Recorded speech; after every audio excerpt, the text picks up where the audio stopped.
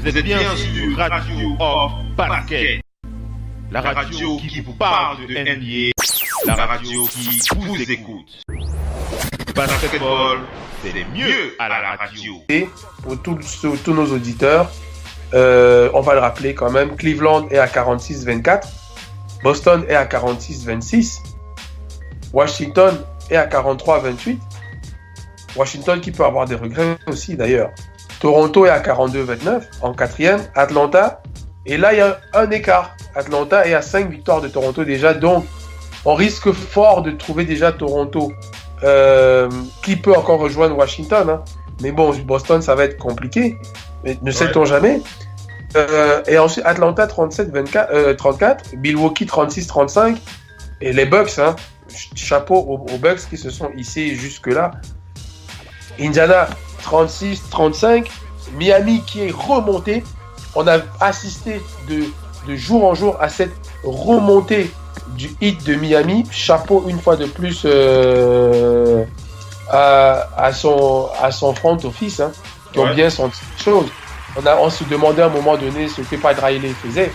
Et on a vu que contrairement à son homologue Phil Jackson, Pat Riley a l'air un peu plus lucide Parce que ce sont nos deux coachs légendaires, hein, ceux qui ont connu le basket des années 90. Ce sont deux coachs légendaires, hein, et qui ont accédé aux places de general manager, mais qui connaissent le basket jusqu'au bout des doigts.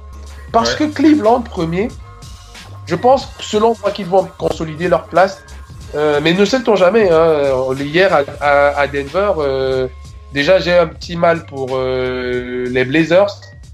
Et on en parlera après. Où Cleveland va jouer contre Chicago, qu'on voulait depuis. Malheureusement, Wade est blessé, mais espérons peut-être qu'il sera déjà là. On a choisi Chicago, une équipe qui a toujours un peu matché avec Cleveland en playoff, parce qu'il y a des équipes de playoff. Hein.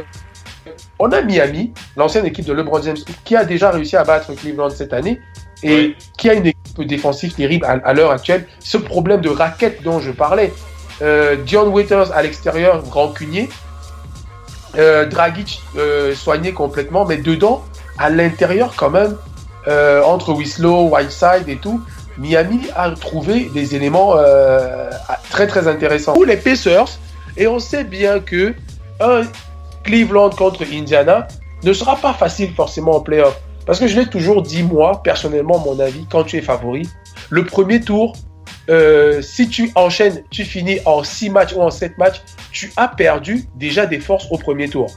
Le premier tour d'une équipe favorite, c'est de passer le plus rapidement possible en 4 matchs secs, 4-0 ou bien 4-1. Milwaukee qui peut descendre. Et les Bucks, c'est aussi l'enfer parce que les Bucks ont une raquette très très intéressante qui peut faire très mal aux... Et John Wall, Bradley Beal qui, eux, ne veulent pas voir Toronto revenir. Surtout pas. Ils ont leur 3e spot. Boston a un petit peu creusé sur eux. Mais qui sait, 3 matchs, c'est pas la mer à boire. On ne sait-on jamais. Donc, déjà, Cleveland enchaîne ça. Et surtout, Phil, ils ont un seul jour de repos encore. Le temps de voyager et d'arriver dans le Far West terrible. Le parquet que LeBron aime le moins, c'est chez les Spurs de San Antonio. Ils vont arriver chez les Spurs de San Antonio dès le lundi soir. Et ils savent déjà que l'enfer les attend sur les 3 jours-là. Physiquement, heureusement que tous les joueurs sont revenus là. Parce que là, ça va vraiment être l'enfer. Et même après ça, ils ont 3 jours de repos, mais ils vont où? Jeudi prochain, ils vont à Chicago, qui lui-même lutte pour ce 8e spot terrible. Donc, quelque part, la semaine qui vient, des Cavs sera terrible, et Boston pendant ce temps, le valeureux Boston, on va dire pas grand, le valeureux Boston va à Phoenix, joue Miami dimanche, match terrible, mais ils le jouent à domicile.